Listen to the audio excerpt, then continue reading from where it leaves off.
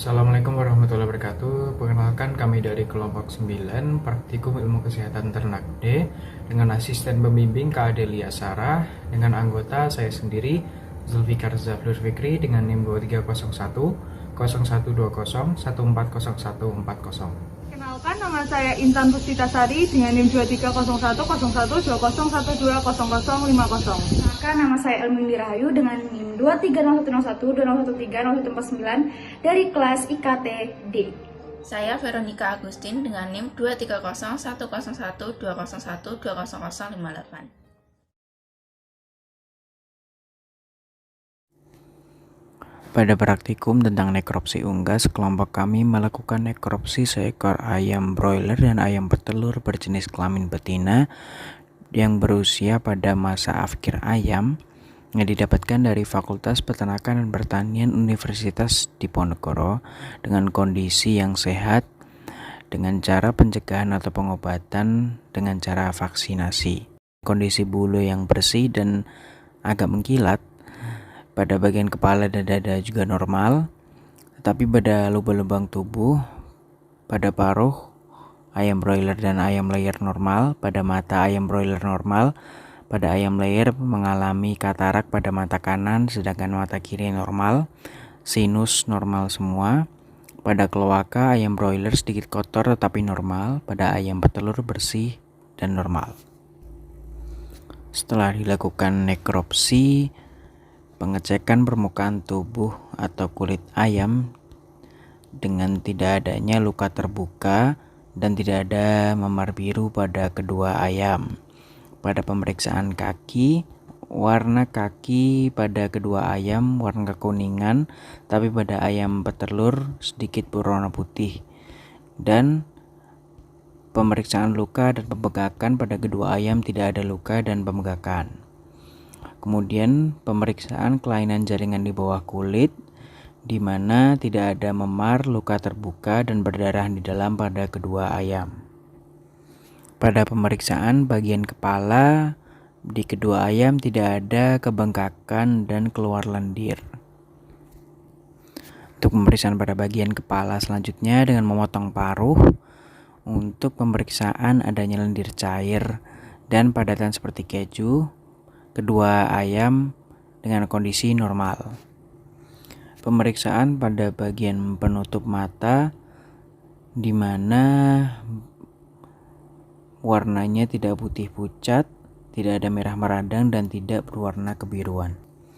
Pada dinding rongga mulut, kedua ayam terlihat normal dengan tidak adanya bintik-bintik kecil dan peradangan warna merah.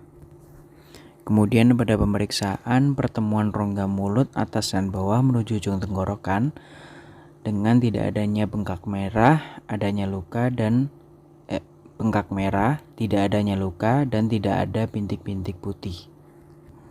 Kemudian pemeriksaan trakea dengan pada ayam broiler trakea sedikit berlendir dan ayam petelur trakea normal. Pemeriksaan rongga dada dilakukan dengan menguakkan tulang dada sehingga terlihat permukaan rongga dadanya dan dilihat apakah terdapat cairan bening, cairan putih kekuningan ataupun padatan seperti keju. Dan pada hasil pemeriksaan dapat diketahui bahwa kedua ayam tersebut normal.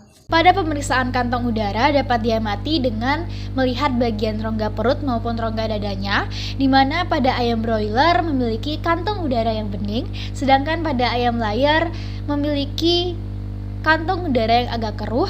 Namun hal ini dapat dikatakan normal mengingat umur dari ayam layer tersebut sudah memasuki masa afkir, dan pada keduanya tidak terdapat atau terlihat kantong udara yang sangat keruh, atau bisa dikatakan keduanya adalah normal.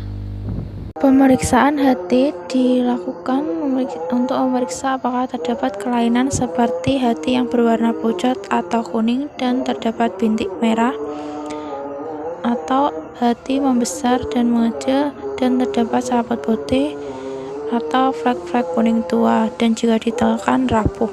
Pada ayam broiler dan layer ini warna dan bentuknya normal, tidak ada peradangan.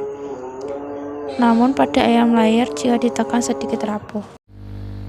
Berdasarkan praktikum pada pemeriksaan saluran pencernaan setelah dilakukan pengamatan, tidak terdapat kelainan seperti berwarna merah, meradang, homogen atau merata pada kedua ayam tersebut.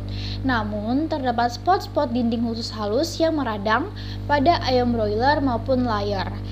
Namun hal ini bisa saja terjadi karena mungkin terdapat trauma pada jaringan dan bisa disebabkan oleh mikroorganisme, cacing, bakteri, virus, ataupun jamur. Sedangkan pada bagian saluran pencernaan lainnya tidak terdapat kelainan atau dapat dikatakan normal. Begitu pula dengan isinya yang keduanya normal dan pankreasnya pun tidak terlihat pucat. Pemeriksaan jantung dilakukan dengan cara melihat dinding jantung dan isi jantung untuk melihat apakah terdapat kelainan seperti ukurannya yang membesar, pembungkus jantung yang penuh dengan air, atau permukaan jantung yang meradang. Pada pemeriksaan ayam broiler dan layer, keduanya normal, namun pada permukaan jantung ayam broiler terdapat peradangan atau pendarahan. Pemeriksaan limpa dilakukan dengan mengamati apakah terdapat kelainan seperti ukurannya yang membesar dan warna limpa yang pucat. Pada pemeriksaan ayam broiler dan layer, ukuran dan warnanya normal. Dimulai dari ovarium, saluran, kemudian oviduk. Dan untuk pemeriksaan organ reproduksi sendiri dilakukan dengan mengangkat organ tersebut dengan menggunakan gunting pada pertautannya. Nah, kemudian setelah mengamati bagian tersebut, ternyata pada kedua ayam tersebut memiliki ovarium yang keduanya normal, tidak ada ovarium yang membesar, tidak ada ovarium yang mengecil ataupun pecah atau rusak, dan di dalam oviduk juga tidak terdapat telur yang sudah rusak. Selanjutnya adalah pemeriksaan pada bursa Fabricius yang dapat dilakukan dengan mengangkat bursa Fabricius dengan menggunakan gunting lalu mengamati. Nah, kemudian pada kedua ayam, pada bursa Fabriciusnya pada ayam broiler normal, sedangkan pada ayam layer tidak terdapat bursa Fabricius. Namun hal ini normal karena ayam layer ini sudah pada tahap afkir. Kemudian tidak ada bursa Fabricius yang mengecil ataupun terjadi peradangan di dalamnya. Atau dapat dikatakan bursa Fabricius pada keduanya normal. Pada pemeriksaan paru-paru, kita dapat melakukannya dengan menggunting lalu mengangkat paru, mulai dari trakea, bronkus, dan paru. Kemudian kita dapat mengamati perubahannya. Kemudian setelah diamati pada kedua ayam tersebut tidak terdapat bagian yang rusak atau radang. Kemudian ketika diuji apung pun ayam broiler dan layer menunjukkan hasil mengapung atau bisa dikatakan normal. Kemudian saat ditekan tidak mengeluarkan lendir. Bisa dikatakan bahwa paru-paru keduanya adalah normal.